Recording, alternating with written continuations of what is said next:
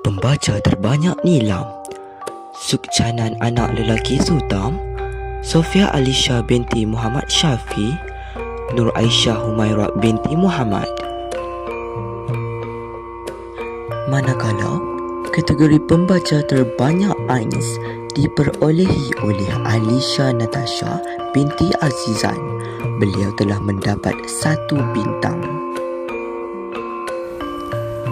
Bagi anugerah teater, Muhammad Akmal Ghani bin Mat Zelan, Nurdiana Kaisara binti Abdullah, Nur Syamimi Alia binti Shazlizal, Sofia Alia Alisha binti Muhammad Ruzi, Nur Syasha Damia binti Luqman, Muhammad Syahmi bin Muhammad Syahidan, Akif Syahmi bin Roslan, Maisarah Irdina binti Muhammad Razwan, Nur Amirah Irdina binti Roslan, dan Alisha Humaira binti Fazlan Amini.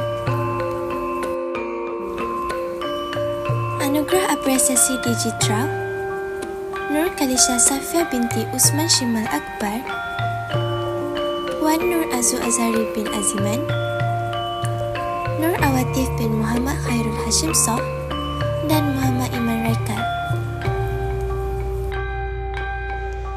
Majlis Anugerah Kokoh, Muhammad Akmal Dani bin Mazlan, Nurdiana Kaisara binti Abdullah, Maisarah Irdina binti Muhammad Razwan, Alisha Humaira binti Fazlan Amini, Nur Amirah Irdina binti Roslan, Akif Syahmi bin Roslan, Sofia Alia Alisha binti Muhammad Ruzi, Nur Awatif binti Muhammad Khairul Hashim Soh, Wan Nur Azu Azari bin Azman, Nur Khalisha Safia binti Usman Shimal Akbar. Kuis Vending Patriotik. Tempat pertama, Akif Syahmi bin Roslan. Pertandingan Swafoto Merdeka dimenangi oleh Maisarah Irdina binti Razwan dan Nur Kaisara binti Abdullah. Pertandingan teka berat buku dimenangi oleh Maisarah Irdina binti Razwan dan Muhammad Nias Iman bin Norfizan.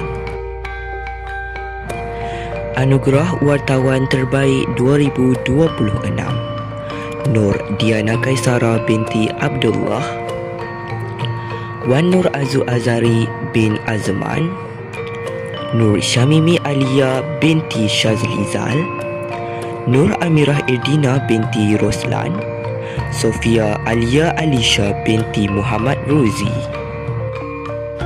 Anugerah Pengawas PSS Aktif, Nur Ifah Syazana binti Yusof, Wan Nur Azu Azwari bin Azman, Alisha Humaira binti Fazlan Amini, Maisarah Irdina binti Muhammad Azwan, Nur Syamimi Alia binti Shazlizal, dan Nur Fatira Zahra binti Yahya.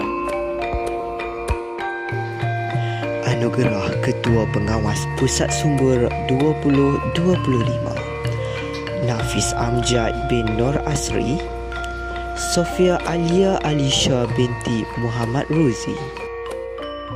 Anugerah Khas, Sekolah Terbaik Penggunaan Delima, Studio Terbaik TV PSS Sekolah Menengah, Pusat Sumber 5 Bintang, Ikon Guru TV PSS, Ikon Pengawas PSS.